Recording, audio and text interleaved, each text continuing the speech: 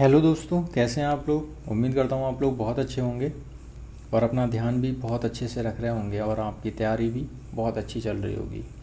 आज हम UP police constable का पहला प्रैक्टिस सेट लगाएंगे और इस प्रैक्टिस सेट में हिंदी के सारे क्वेश्चंस कवर करेंगे। तो देख लेते हैं पहला क्वेश्चंस क्या है। पहला क्वेश्चंस है इसमें कि धीरे धीरे का समास क्या है। तो धीरे धीरे में क्या समास होगा। इसमें जहाँ हाइपन वगैरह और दो शब्दों को जोड़ा जाता है, क्रमवार तरीके से दो शब्द होते हैं, वहाँ पे आपका अव्यय भाव समास होता है। अव्यय भाव समास होता है। दूसरा हम देखेंगे आँख न दीदा काढ़े कसीदा। आँख न दीदा काढ़े कसीदा लोकोक्ति का अर्थ क्या है। तो इस लोकोक्ति का अर्थ क्या है, इसमें होता है कि आँख न दीदा मतलब आँख न दीदा पढ़ने से ही समझ में आ जाएगा, और काढ़े कसीदा इसका बहुत निपुण बनना नहीं, साधन न होने पर भी काम कर लेना नहीं, सर्वथा अयोग्य नहीं, अयोग्यता न रहने पर भी काम करने की सेखी मारना। हाँ बिल्कुल ठीक, आँख न दीदा काढ़े कसीदा। तो इसका लोकोक्ति का अर्थ क्या है, योग्यता न रहने पर भी काम करने की सेखी मारना। तो ये आपको समझ में आ रहा होगा। अब तीसरा क्वेश्चन देखते हैं। वही मनुष्य है कि जो मनुष्य के लिए मेरे मरे पंक्ति में कौन सा अलंकार है। वही मनुष्य है कि जो मनुष्य के लिए मरे। तो इसमें कौन सा अलंकार है, अलंकार बताना है इसमें। तो इसमें अनुप्रास अलंकार है। कौन सा है, वही मनुष्य है कि जो मनुष्य के लिए मरे। साधारण सा प्रश्न है, तो इसमें अनुप्रास अलंकार होगा। ठीक है। अब चौथे क्वेश्चन में देख लो, बागेश्वरी का पर्यायवाची शब्द क्या है। तो बागेश्वरी क्या होता है, बागेश्वरी मतलब शारदा। बागेश्वरी शब्द के लिए जो इसका पर्यायवाची होता है वो क्या होता है, शारदा होता है। अब पांचवा शब्द देखेंगे, पांचवा क्वेश्चन देखेंगे, अव्यवस्थित वाक्य खंडों से क्रमबद्ध वाक्य बनाइए और उचित क्रम चुनिए। तो इसमें देखेंगे पांचवा क्वेश्चन में, इसमें है भारतीय बिना हिंसक विरोध के शुरू से ही सहते आर्थिक और सामाजिक अन्याय को चले आए हैं। तो इसमें क्या होगा, पहला शब्द अगर इसमें मैं बनाना चाहूँगा, इसको एक सेंटेंस में बनाना है, शुरू से ही आर्थिक और सामाजिक अन्याय को। तो पहले अगर मैं तीसरा लेता हूँ, शुरू से ही आर्थिक और सामाजिक अन्याय को बिना हिंसक विरोध के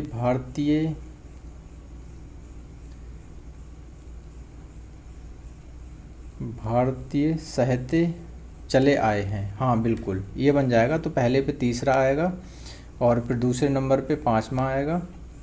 पहले हम कौन सा लेंगे, पहले लेंगे तीसरा शुरू से ही, फिर पांचवा शुरू से ही आर्थिक और सामाजिक अन्याय को। ये पहले नंबर पे हो जाएगा हमारा, ये दूसरे नंबर पे हो जाएगा और ये तीसरे नंबर पे। ठीक है। और ये आ जाएगा, अब ये आ जाएगा चौथे नंबर पे, ये आ जाएगा पांचवें नंबर पे। तो इससे कौन सा बन रहा है, डी वाला ऑप्शन बन रहा है। अब देख लेंगे छठा वाला, तीन बेर खाती थी वे तीन बेर खाती हैं में प्रयुक्त अलंकार कौन सा है। तो इसमें ये तो सबको ही पता ही होगा कौन सा अलंकार है इसमें। तो इसमें कौन सा है, तीन बेर खाती थी वे तीन बेर खाती थी, मतलब इसमें तीन जो शब्द आया है इनका दोनों बार जो है इनका अर्थ अलग है। तो इसमें कौन सा है, यमक अलंकार होता है इसमें। सही है। अब सातवां क्वेश्चन देखेंगे, विस्मय स्थायी भाव किस रस में होता है। तो विस्मय जो है वो स्थायी भाव किस रस में होता है। तो ये आपका होता है विस्मय अद्भुत। अद्भुत स्थायी भाव में विस्मय रस होता है। विस्मय जो है स्थायी भाव किस रस में होता है, अद्भुत रस में होता है। और आठवां देखेंगे, यद्यपि मोहन धनी है तथापि बहुत दुखी है। तो ये कैसा वाक्य है, इस वाक्य के बारे में बताना है हमें। तो ये देखो, यद्यपि मोहन धनी है तथापि बहुत दुखी है। तो इस प्रकार का तथापि से जुड़े होते हैं तो इसमें आ जाता है मिश्र वाक्य। कौन सा, मिश्र वाक्य है ये। जिसके बराबर कोई ना हो, नौमा है, जिसके बराबर कोई ना हो मतलब क्या होगा, अनुपम होगा वह। जंगल में लगने वाली आग को क्या कहते हैं, जंगल में जो आग लग जाती है उसको कहते हैं दावानल। ठीक है। 11वां क्वेश्चन देखेंगे, चरण कमल बंदो रघुराई में अलंकार कौन सा है? तो चरण कमल मतलब यहाँ पे चरण आ गए और चरण के समान कमल, तो इसमें बंदो रघुराई, इसमें कुछ नहीं, सीधे लगा दो रूपक अलंकार। 3 लोक से मथुरा न्यारी का अर्थ क्या है?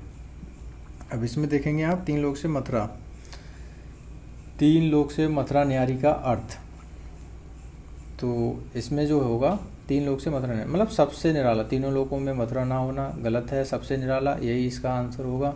मथुरा का बखान तीनों लोक में है, पढ़ लेते हैं मतलब कौन सा और उचित हो जाए। बहुत सुंदर मथुरा का होना नहीं, सबसे निराला होना, तो 12 का बी वाला ऑप्शन हो जाएगा।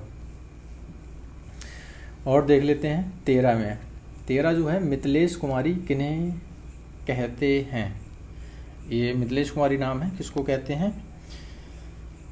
तो मिथिलेश कुमारी जो नाम रखा गया है वो उनको सीता को कहते हैं। ठीक है, मिथिलेश कुमारी जो है वो सीता को कहते हैं। खड़ी बोली का प्रथम महाकाव्य कौन सा है? ये बता दो, खड़ी बोली का प्रथम महाकाव्य, तो ये प्रिय प्रवास है। खड़ी बोली का प्रथम महाकाव्य प्रिय प्रवास है। ठीक है। और अता शब्द का समानार्थी पहचानिए। अता शब्द का समानार्थी पहचानना है आपको, सिर्फ और कुछ नहीं करना है। तो अता शब्द का समानार्थी जो होता है ना वो परिणामता होता है। ठीक है, परिणामत होता है। और 16 नंबर पे वृक्षों से पत्ते झड़ते हैं में कौन सा कारक है? वृक्षों से पत्ते मतलब अलग हो गए, तो भाई आपने पढ़ा होगा कर्ता ने कर्म को कर्ण से संप्रदान के लिए अपादान से अलग, तो क्या हो गया? अपादान से अलग, तो इसमें 16 का सी आंसर हो गया। अब देख लो 17, विचार में इक प्रत्यय लगाने से बनता है शब्द, तो क्या हो जाएगा? ये वैचारिक हो जाएगा, बिल्कुल वैचारिक हो जाएगा एक प्रत्यय लगने के बाद में। ये शुद्ध वाक्य पहचाने। अब 18 में हमें शुद्ध वाक्य पहचानना है, तो 18 में देखो शुद्ध वाक्य कौन सा होगा? मेरी 5 बहनें और एक भाई है, नहीं मेरे, गलत हो जाएगा ये, मेरी 5 बहनें और एक भाई हैं आ गया, तो अगर बहनें होता तो वहाँ पे है सही होता। मेरी 5 बहनें और एक भाई है, मेरी 5 बहनें और एक भाई हैं, गलत है ये। मेरा एक भाई और 5 बहनें हैं, ये सही है। तीसरा वाला सही लग रहा है मुझे, लेकिन चौथा भी पढ़ लेते हैं। मेरी एक भाई, नहीं गलत हो गया ये, मेरा एक भाई, तो इसमें 18 में सी सही है। 19 का क्वेश्चन पढ़ लो। बुढ़ापा एक प्रकार का अभिशाप है, रेखांकित शब्द की संज्ञा है। बुढ़ापा, अब ये बुढ़ापा शब्द आ गया तो एक प्रकार का अभिशाप है, ये पूरा सेंटेंस है, तो इसमें बताना है रेखांकित शब्द की संज्ञा। बुढ़ापा कैसा होगा? मतलब बुढ़ापा की संज्ञा बतानी है आपको। तो बुढ़ापा की संज्ञा जो होगी इसमें वो क्या है? भाववाचक है। ये क्या है? भाववाचक है। इसमें समूहवाचक वगैरह के लिए नहीं गया है, जातिवाचक वगैरह के लिए, तो इसमें बी ऑप्शन आ जाएगा, भाववाचक है ये। बुढ़ापा एक प्रकार का अभिशाप है, मतलब भाव इस प्रकार का व्यक्त कर रहे हैं वो। मीनाक्षी का अर्थ क्या होता है? तो इसमें मीनाक्षी का अर्थ बताना है आपको। तो मीनाक्षी का जो अर्थ होता है मतलब मछली की तरह गोल आँखों वाली का अर्थ होता है मीनाक्षी का। मीनाक्षी जैसे किसी कुछ लोगों के नाम भी होते हैं, तो उसका अर्थ होता है मछली की तरह गोल आँखों वाली। अब 21वां है, संपन्नता का विलोम शब्द कौन सा है? संपन्नता का विलोम बताना है हमें। तो संपन्नता का विलोम जो हो जाएगा, संपन्नता मतलब निर्धनता, इसका विलोम हो जाएगा।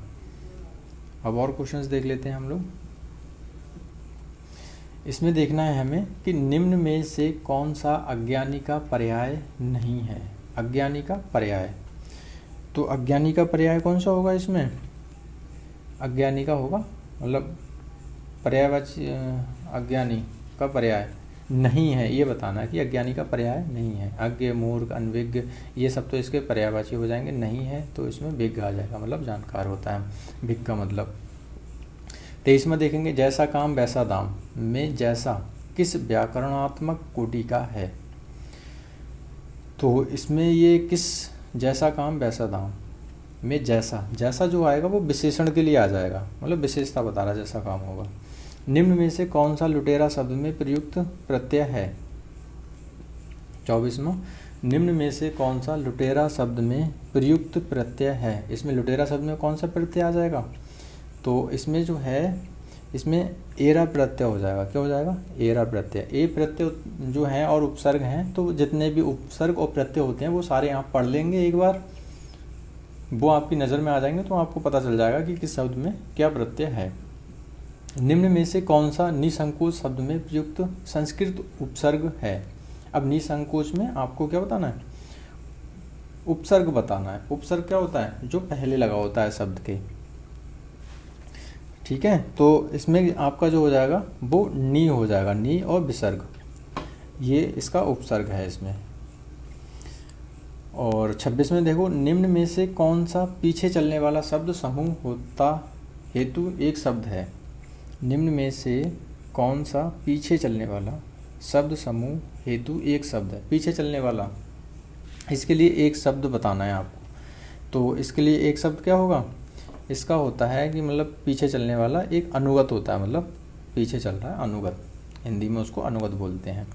अब है, निम्न में से कौन सा काटना का तत्सम है? काटना का क्या हो जाएगा? तत्सम बताना है आपको। तो इसमें कर्तन होता है, कर्तन। ठीक है, कट जाना मुहावरे का अर्थ क्या होता है? कट जाना। तो कट जाना का क्या होता है? शर्मिंदा होना नहीं, टुकड़ों में बंटना नहीं, विभाजित करना नहीं, नहीं, कट जाना मतलब ये शब्द को समझो, कट जाना मतलब आंखें चुराना। जैसे कोई आपके सामने आ रहा है और आप उससे बचना चाह रहे हैं, तो कट जाना वो शब्द में है ये, तो इसका आंखें चुराना हो जाएगा। 29वां देखेंगे आप, 8 कनौजिया 9 चूल्हे, लोकोक्ति का अर्थ क्या होता है? बहुत अच्छी लोकोक्ति है ये, तो इसमें बताना है आपको क्या होता है। 8 कनौजिया 9 चूल्हे, मतलब इसका अर्थ होता है जैसे किसी पारिवारिक में जैसे अलगाव की स्थिति आ जाए या अलगाव की स्थिति हो, जैसे 8 कनौजिया मतलब 9 चूल्हे, 8 लोग हैं उसमें और 9 चूल्हे बन जाएं, वो उस संबंध से है। तो इसका सही ऑप्शन सी होगा, अलगाव की स्थिति। अब 30वां देखेंगे आप, निम्न में से कौन सा चक्रपाणी में प्रयुक्त समास है? चक्रपाणी, तो ये आपने समास वगैरह में पढ़ा होगा, तो इसमें कौन सा हो जाएगा? चक्र है। ठीक है, चक्र है पाणी में जिसके, उसके ये हो जाएगा सी ऑप्शन। बहुवीर्य समास में आता है चक्रपाणी शब्द। ठीक है, और 31वां देखेंगे, निम्न में से कौन सा उच्छ्वास का संधि विच्छेद है?